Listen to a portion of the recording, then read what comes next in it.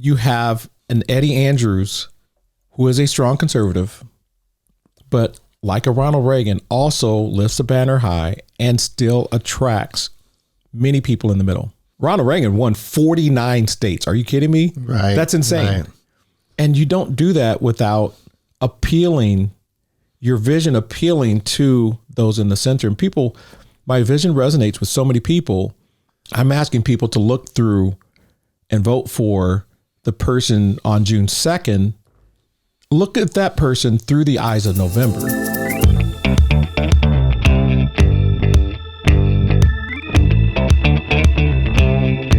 All right. Yes. Eddie, welcome.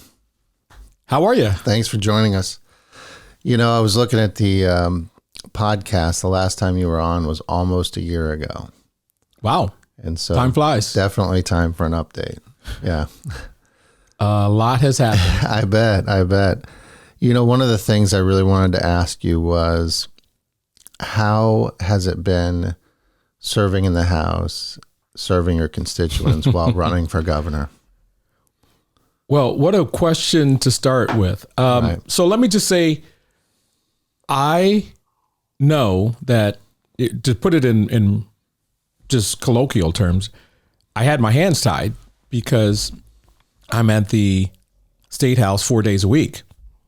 And sometimes often, catching up throughout, not because I just wanted to, but because I feel an urge and a commitment to the people who elected me. I don't believe I should run for an office, in that case, the House, for the third time, win 3 times, and then just quit on them and then force a special election just because I wanted to run for governor. And so even though politically it was stupid, can I just say it that way? But as you know, I've always been a person about honor and commitment and keeping my word and serving and continuing to be the voice of the people who elected me. And so, so I had 2.5 full-time jobs, right? And so full-time job being in the legislature. By the way, the most visited legislator in the Iowa House. That was kind of a interesting designation at the Sergeant Arms. So who visits you? Is it Republicans, Democrats, and Republicans, independents? Is it everybody? It is everyone. And I think people don't quite get why that is. And I will tell you, because people want to be heard. They want they want their voices heard. They want someone who can do something about it. Whether that is, these are typically constituent issues, and they're not by far my constituents. And, without fanfare, one of the first questions I ask after I hear what their concerns are, I said, well, who's your representative right now? And they'll say, well, it's, John Doe. But, I talk to them and they keep telling me this. And I'm like, okay, well, let me talk to them. Or, well, have you considered this? And it could be something not necessarily about writing a law. It could just be something about fixing something or providing resources or connecting. Or, I got to tell you, the one that we get all the time, and these are, in fact, time consuming. And those are child cases. Parents feel like, DHS didn't hear me on this one, or CPS didn't hear me on this one. And so we end up working with them in court cases. These are long, detailed issues. And sometimes we bring in lawyers to help. Well, that makes me think of Sonia, Yes. our mutual friend who runs Informed Choice Iowa, used to be very active in medical freedom, and now she's advocating for parents. Yes. Is she involved in some of those? Really? And sometimes, at least a couple of them came from Sonia. And we, I believe one time we sat on a phone call with, at that time they were dividing the DHS and child services or whatever. The two divisions were different. And so we had both of them on the phone with Sonia. Many of actually a couple people are on my campaign have never voted, period. Really? But one of them is active in my campaign because I met them. And this is, I don't believe in coincidences anymore. You just fault me. Right. I believe in God incidences. And that particular connection with Sonia, they were at a place on 3rd, I believe near 3rd Street. And I was walking through the skywalk. It's been years since I've done that. And I felt led to do that. Ended up in a place that I'd never been in probably decades, since I used to live downtown at the plaza, when we first got married, my wife and I. And this young lady was about to give up her kid. She's like, maybe I should just give up. And Sonia was right there. It's interesting how you just asked this question. Right. Sonia was right there, and she was trying to convince her not to give up. And she said, well, maybe God will send us a sign. And I walked right by there. It was right outside the Kosovo consulate. And I said, and I just told this lady, hey, whatever you're going through, don't give up. And they started talking, and we started talking about this case. Long story. You don't need to know all the details, but you had some kind of a crazy doctor who was trying to take her kid. Yeah. And you've heard these stories before, and it's the same doctor. Very often it's the same guy. And so that began this introduction. We fought, provided what we could. Sonia did what she could, and she won in court and got her daughter back. It was just absolutely insane. Yeah, that's amazing. I really appreciate that she's doing that and you guys are doing that. We definitely need some DHS reform. Absolutely. Yeah, oversight. As governor, I know somebody who could do something about that. Right. I bet you do. Somebody with experience. Yes. What's been the hardest part of running for governor while serving in office? Well, when I met at the Capitol 4 days a week, guess where I'm not? Right. Marion, Sioux Center, Lee County. Right. And so when I get out of there on Thursday nights or Friday mornings, I have gone from dawn to dusk for three days outside of the metro area. And, people say, would you do it again? Probably. I mean, because I still have that commitment to serve. And I don't just believe in quitting just because I want to seek a higher office. Well, they didn't tell me that. They voted for me. And some people would understand and others don't. And I have to sleep well at night with a clear conscience. Which you don't sleep very long anyway. No, I don't. Like 3-4 hours. Yeah. I don't know how you do it. I don't either. Even if I go to bed if I go to bed early, if I go to bed at like 11, I'm still up at 3. Right. 2:30. If I go to bed late, if I go to bed at 2:30, I'm up 4:35, and nobody can figure it out. We've tried all the potions, and at some point I just said, you know what? This is how my body works. I'm going with it. Consider it a blessing, right? It is a blessing. If you feel good all day, it's yeah. Active, I ready was to go, falling asleep full of with energy. the computer last night working on my campaign for Dallas County Supervisor. Yeah. And I'll go to bed at midnight or 1 or 2, and when I have to get up at 6 or 7 a.m., I'm tired. This guy here, I don't know if I can do this on, it's right here, literally right here. Can't even make it up. First thing that I bring up. What is it? This guy, I was in Union County, I believe. And this guy, I was talking about how hard I work. Somebody said something about, are you a hard working dude? I'm arguably the hardest working guy down there, or certainly one of them at the Capitol. And I said, without missing a beat, there was this guy here at the table. And you're always in the Capitol until the middle of the night. Yeah, pulling all night. Yeah. And he says, the conversation goes on. All the people that work in the evenings, Probably. And the people that come in 4 in the Hang morning. on. Yeah. Because Yeah. You're part of when I'm training other people, telling them, hey, just so you know, he's going to be in the panel tonight. Don't be worried. Yeah. So what he was saying is this young guy is a trooper.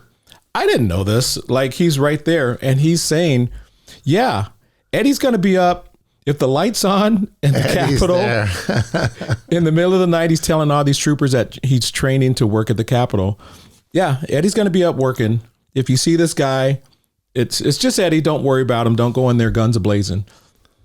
Yeah, definitely. Yeah. That's Hard worker. Yeah. Last one to leave. In part because I don't sleep. I'm always up. Right. So. What surprised you most about running for a statewide race? Well, probably the negative, and there's positive, right? The negative is when you've worked for people and done things, you don't do it for that. But like when, we were in the medical freedom group, and it's like, we were fighting for people before I was elected, down at the Capitol with a megaphone. And then you see people like, yeah, but this other guy, and it's like, wow, that's Right, interesting. Right. And there's some other things that I can't say that we've done with other people. And it's like, and if I say certain things, they're unique things. And so it's like LBJ said, sometimes there's just no loyalty. It's like, wow. Yeah. I feel like Donald Trump. Right. And then, but the surprising thing is how that when I'm in, say, Jackson County, I remember one of the first, either Jackson or Jones County, I think maybe both of them. Yeah. 2 separate incidences. I go there maybe for the first time, and I, walk in the building and somebody says, Eddie. And I'm like, who are these people? And it's something that on the opposite side of that, it's something that they remember that I did. Yeah. I remember when you did something for my daughter, or you took my brother off the street on East 14th. For those of you guys who don't know where that is, that's the old place where the homeless used to congregate in tents. And so it's like all these things that I didn't realize how my life has affected so many people across Iowa for the positive. Like this guy comes up to me at the Capitol, by the way, and he's arguing against pulling gender rights out of Iowa code. Right. And I'm like, guy, I am not going to be with you on this. Right. Here's why. First of all, it's kind of common sense, right? There are 2 genders and, all those things.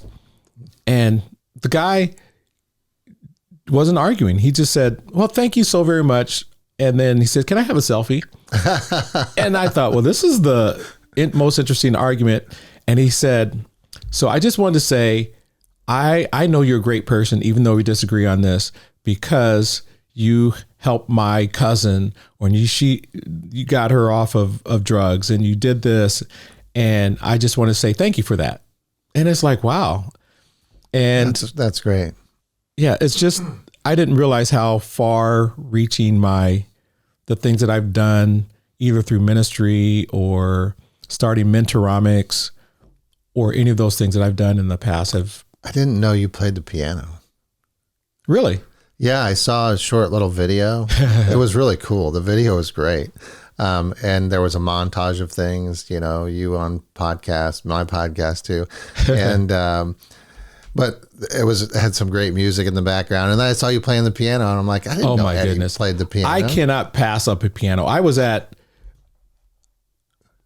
WHO TV yesterday, and I think it was WHO TV, and they had a piano. I'm like, can I just sit down for a minute? I can't pass up a piano either. Oh, it's hard.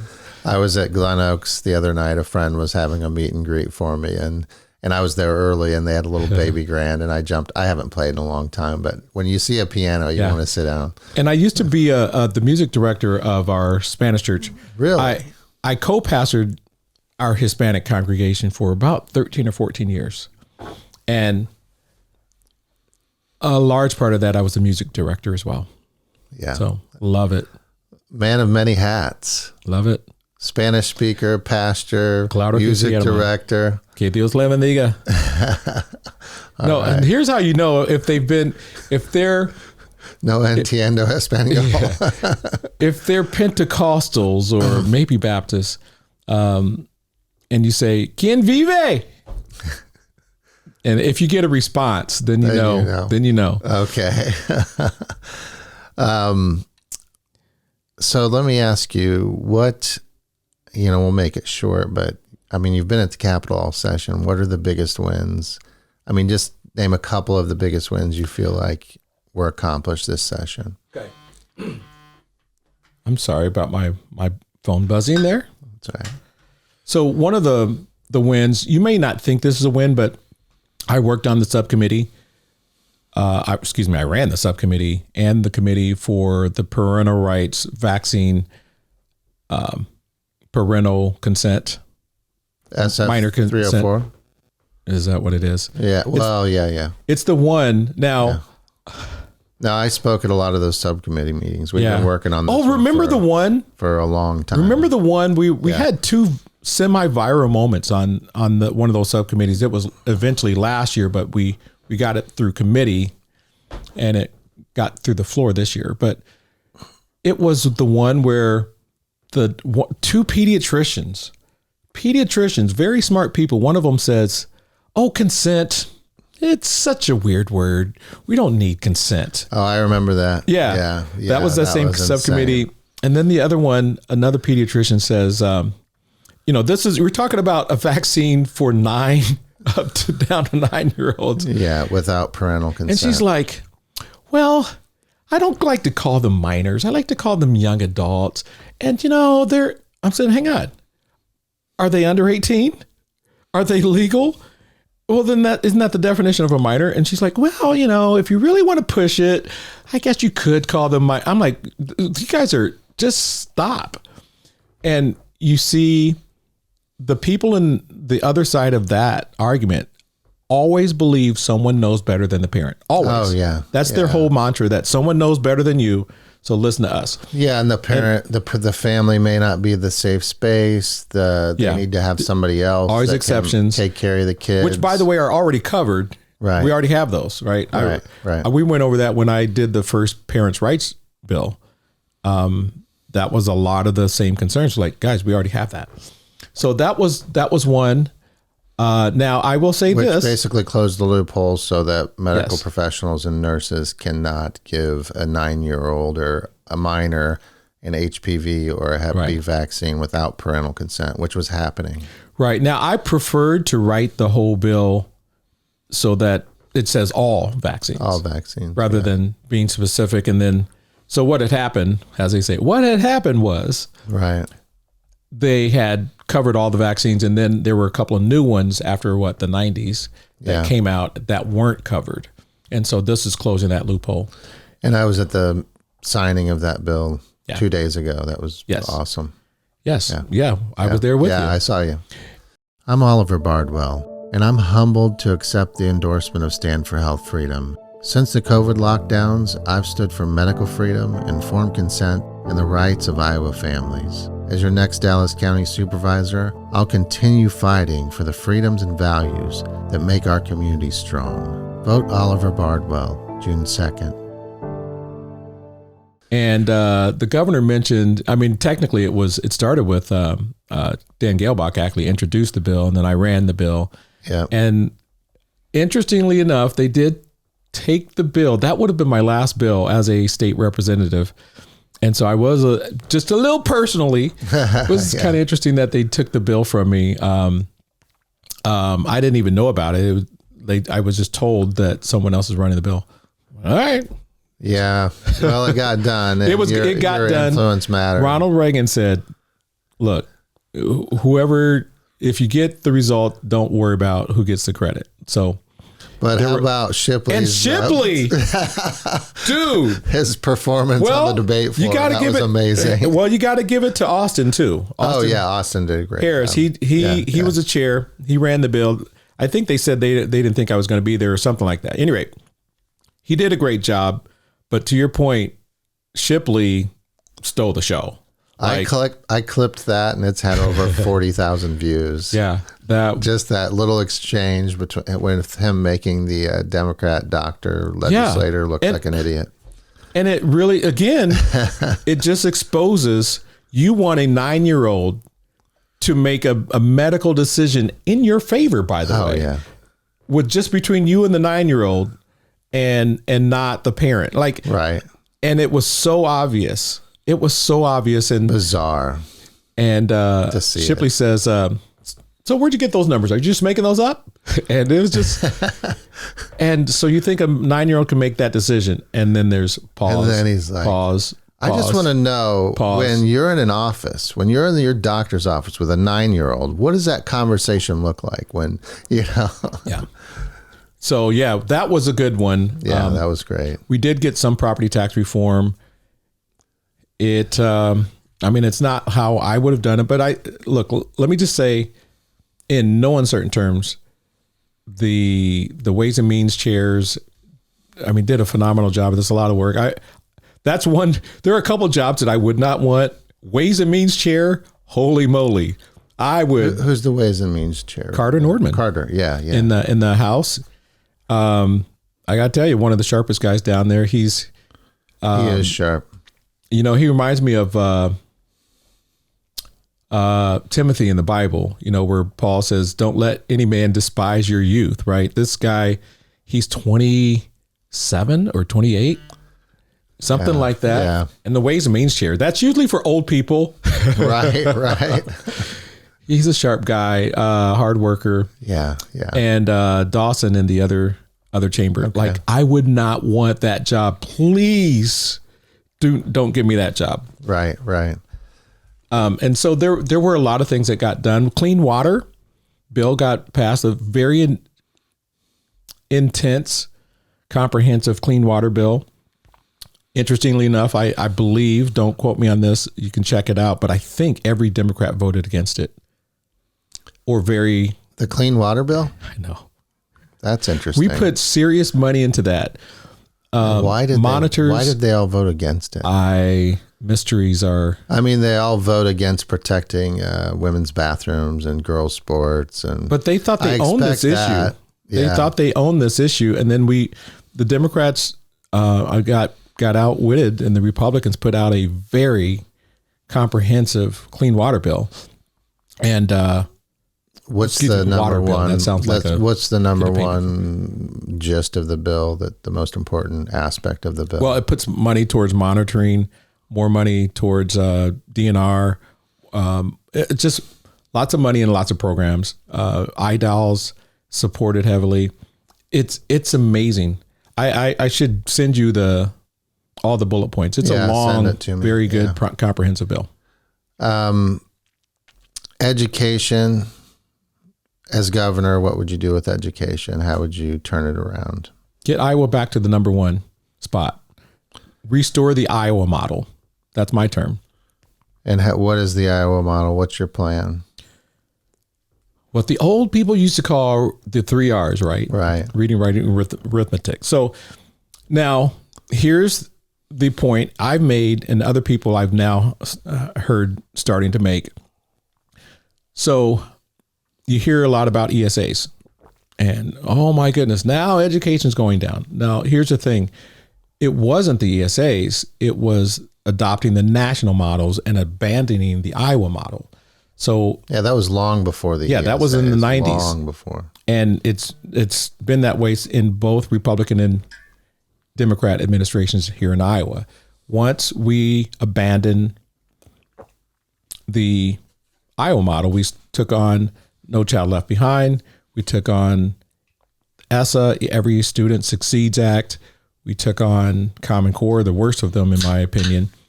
But what they did, they abandoned all the things that were working in Iowa. And I just have a laundry list of what worked in Iowa, called that the Iowa model. And once we adopted those national models, one of the things we threw off was mandatory phonics. We invited socialized math in some cases. Every district was was operating differently. We had, we threw all kinds of discipline out the window.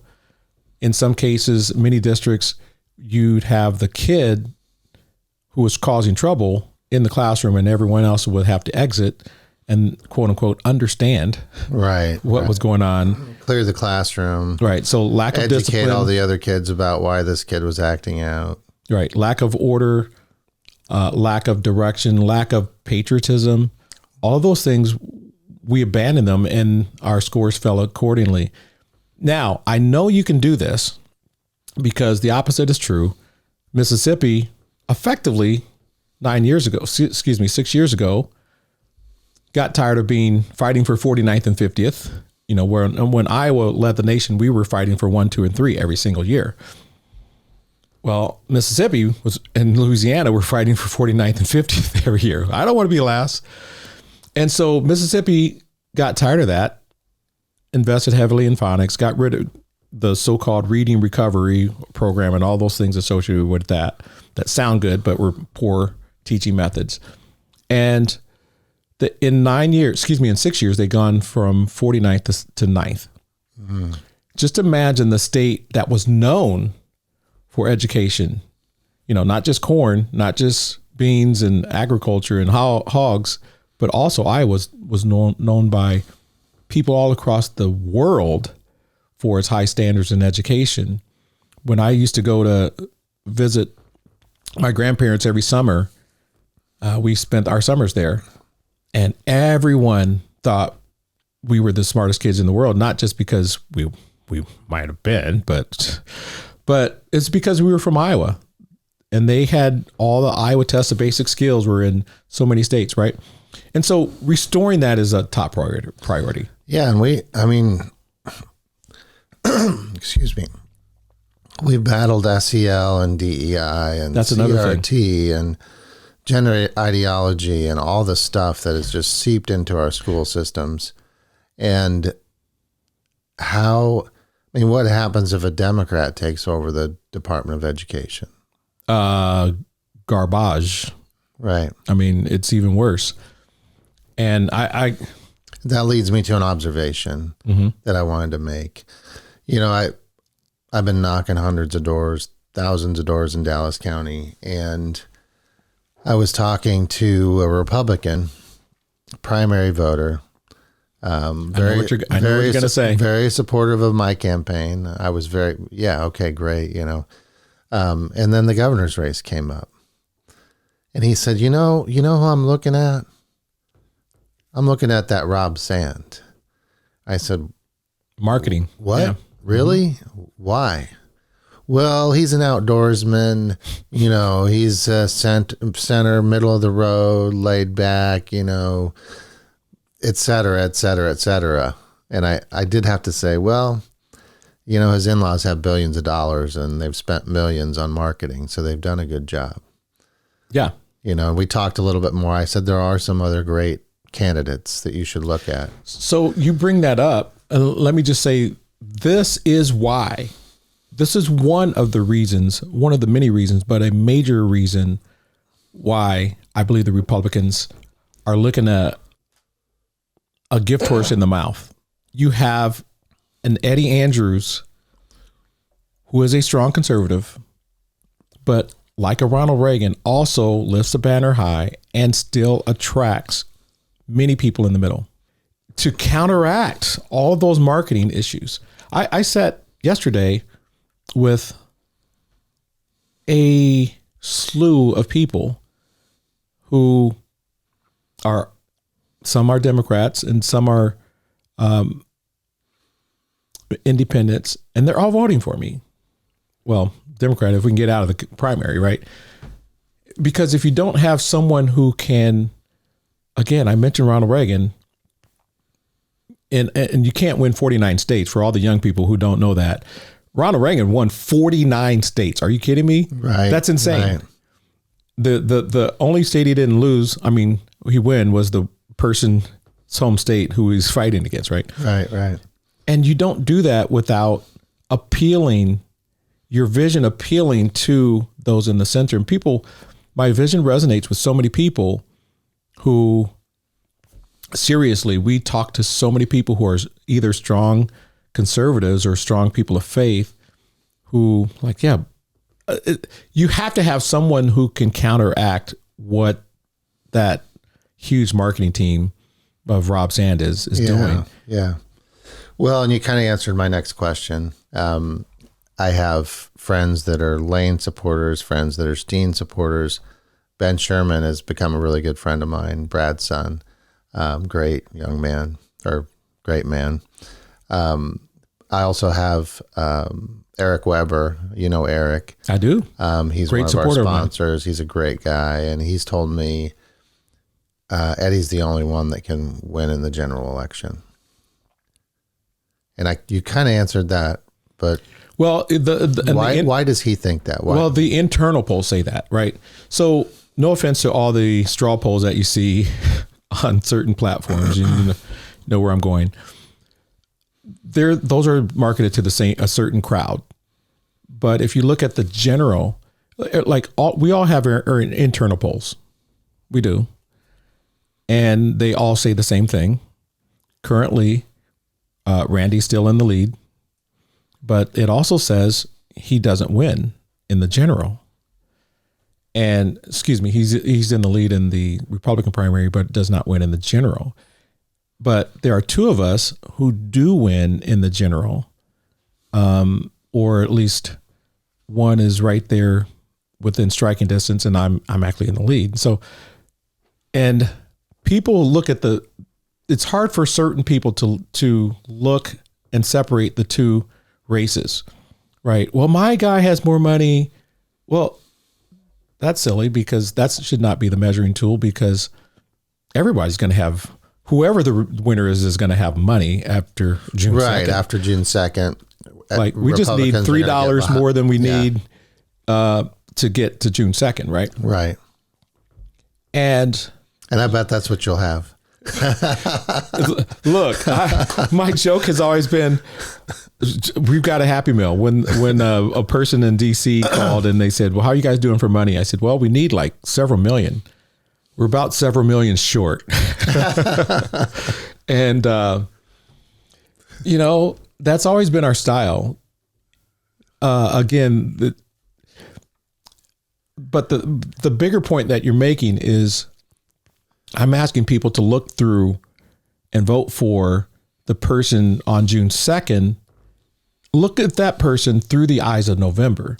Right. Because I got to tell you, the Republican Party is going to be dying and looking for votes.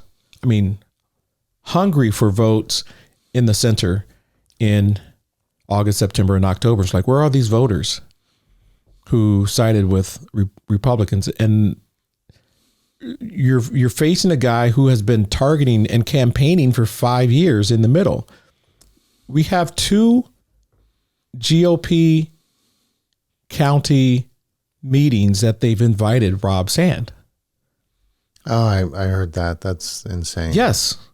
And so, guys, if you don't have someone who can excite the base and draw more people, and I have to say this, I have added more Republicans than any other district in the entire state of Iowa.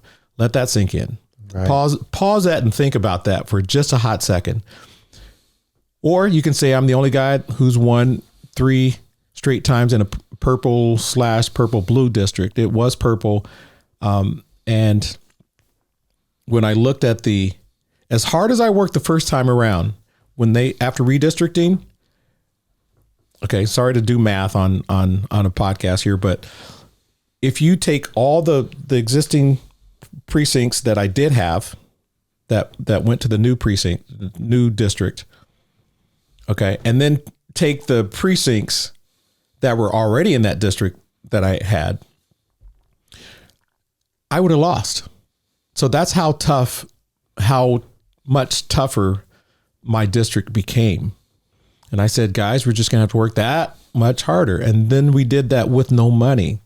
So I'm just saying, and we eschewed money. I think I put a post about that the other day. We eschewed their money and told them where to put their money because they wanted to vote for it.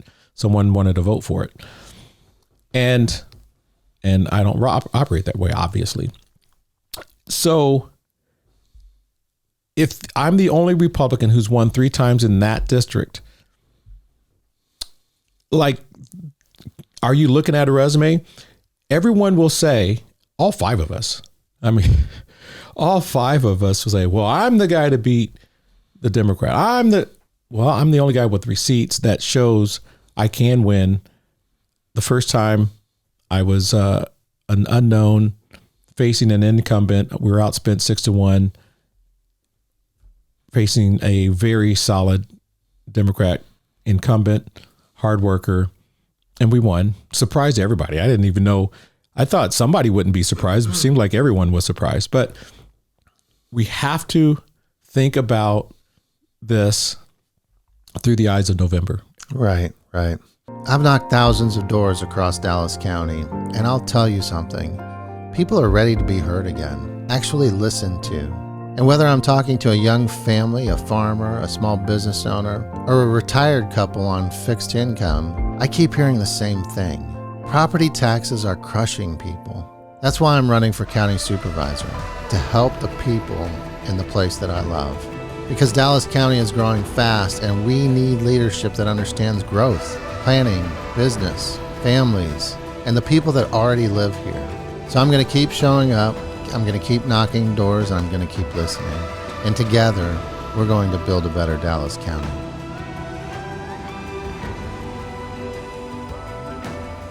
I'm going to ask you 2 more questions. One, well, it'll probably be more than that, but 2 more topics real quick. One, I didn't get a chance to watch the debates, but I had someone tell me that on the KCCI debate that you were asked every question first. Yeah. Is that true? That's insane, isn't it? Have you ever seen a debate like that? No, never. I've never heard of a debate. I can like answer that without, no, you haven't. No. And so I had gone first, pardon me.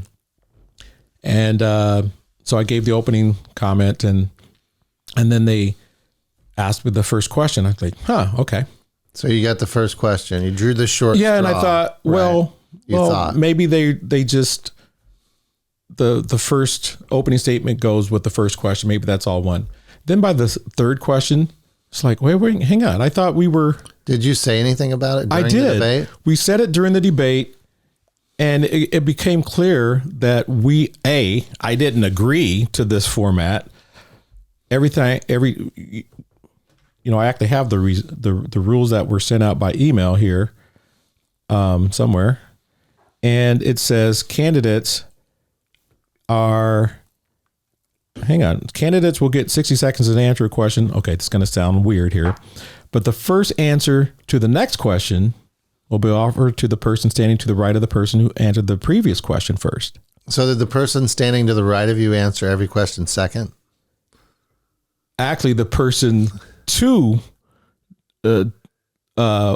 away from me answered second, and then the person next to me answered third, and then so they alternated the time that they answered the questions, but you answered it first every time. No. It was the same order. It's just that I was here, they jumped, and then that person was next, and then the person next to me was third, and then the last person fourth. But the reason why, I've never heard of that. Well, of course not. No one has. And by the way, the FEC doesn't let you do that. It says you do have flexibility in changing how you do it, but you can't do it in a way that's advantageous to one or disadvantageous to another. And if you think about it one way, the second person always had a minute to hear what I had to say and then formulate their responses. The third person had 2 minutes to hear 2 people maybe find a way to maybe poke a hole or throw another point in there that we haven't made. And then the fourth one had all 3 to listen to every single time. Who is the fourth? Steen. Really? Interesting. And so they had,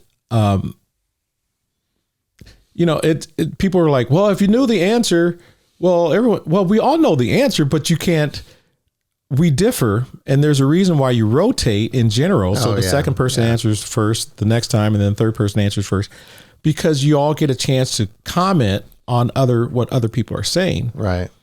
And I didn't have that ability. What was their reasoning? When you questioned them about it? Effectively, it sounded like, first of all, it didn't make any sense. It was clear we didn't agree to it. At least two of us thought it was wrong, because Zach Lane brought it up in the first break. He just said, guys, obviously this is unfair. Just switch it. It's how hard is it to point the camera? Right. They're different. We're already doing this. Yeah. So at least two of us. And so I don't remember fully exactly, but it sounded like something was preferred by the cameraman. Okay. Well, we'll get a new cameraman. Right. And let me also say, just to be clear, I am not referring to the people on air.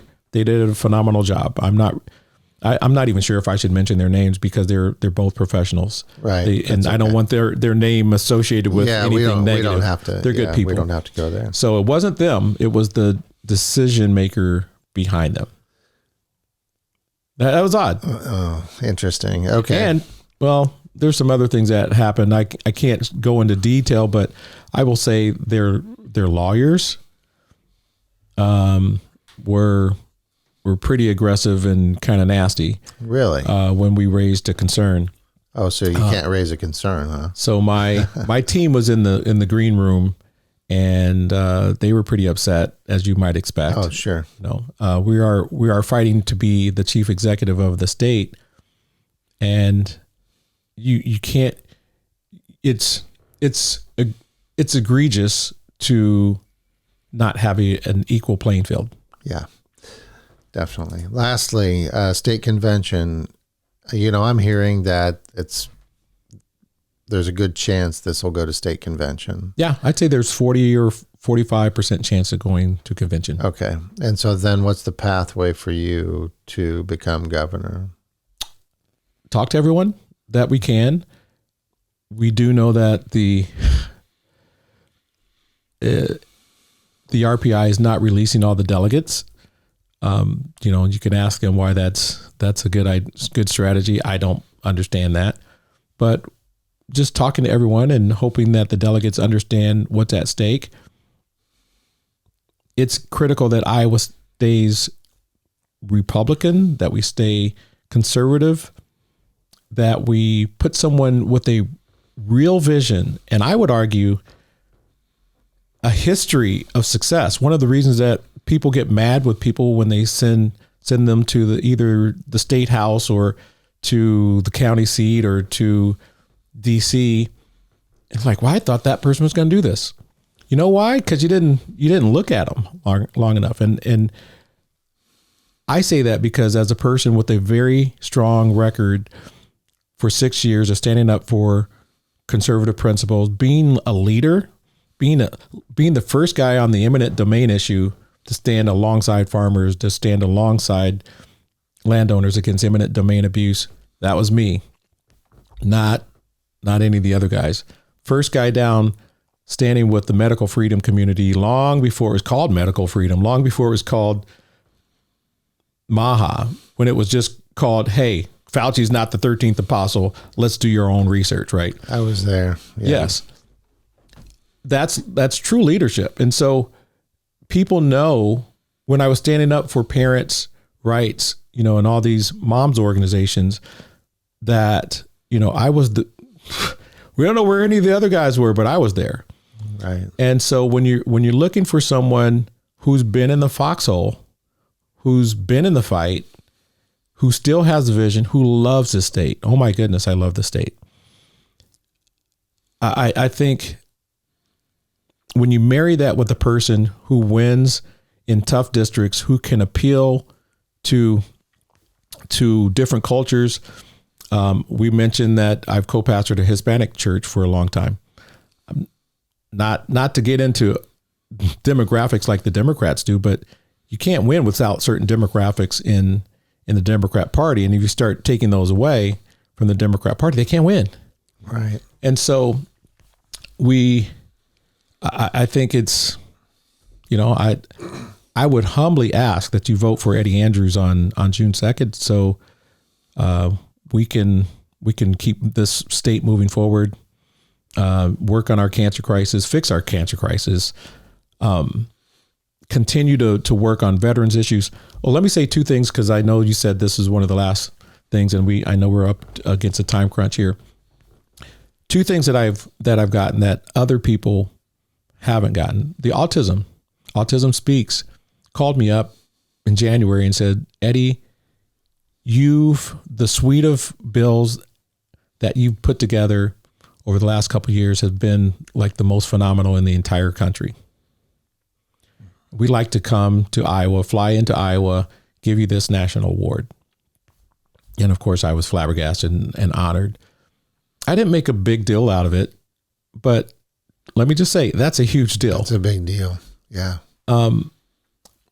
People who've been working with veteran suicides. I actually got a call this morning from one of our leaders in the state working on veteran suicides. And I received an award last year for all the work that I've done with and about veterans, a Lifetime Achievement Award from one of the groups, but several actually awards from veterans groups for all the work that I've done. And so when I say I'm the hardest working or one of the hardest working lawmakers at right now, other people see that and other people respect that. It's not just what I'm saying. And we brought up the point earlier about being at the Capitol all times of night and knowing all the nighttime people who work, Anna and Richard and Michael and all those guys. And you want somebody who's working behind the scenes. Like this is not fluff. This is actually the real deal. I'm committed to this state, and you're never going to find a harder worker than Eddie Andrews. You're never going to find a person who loves the state more than I do, except maybe Terry Branstad. I think Terry Branstad loves the state more than anybody. But close second, Eddie Andrews, right? So humbly ask for your vote and look forward to being the 44th governor, fighting for you, being the people first candidate, grassroots candidate. Well, I think that's a good place to stop. So thanks, Eddie. I always appreciate you. Thank you so very much, Oliver. Yeah. And Godspeed, man. Yes. We'll see what happens. Wish you had more time. I do too. Yeah. You can't do that to me. Well, I'm sorry. That's all right. 4 interviews today. 4 interviews today? Yes. Yeah. Oh my gosh. So anyway, blessings to you, sir, and blessings to the audience. Man. Yeah. If you found this conversation valuable, please share it. That's how we grow the show. We don't have big media behind us. This is a grassroots podcast, and the only way for us to get it in front of more people is for you to forward it along.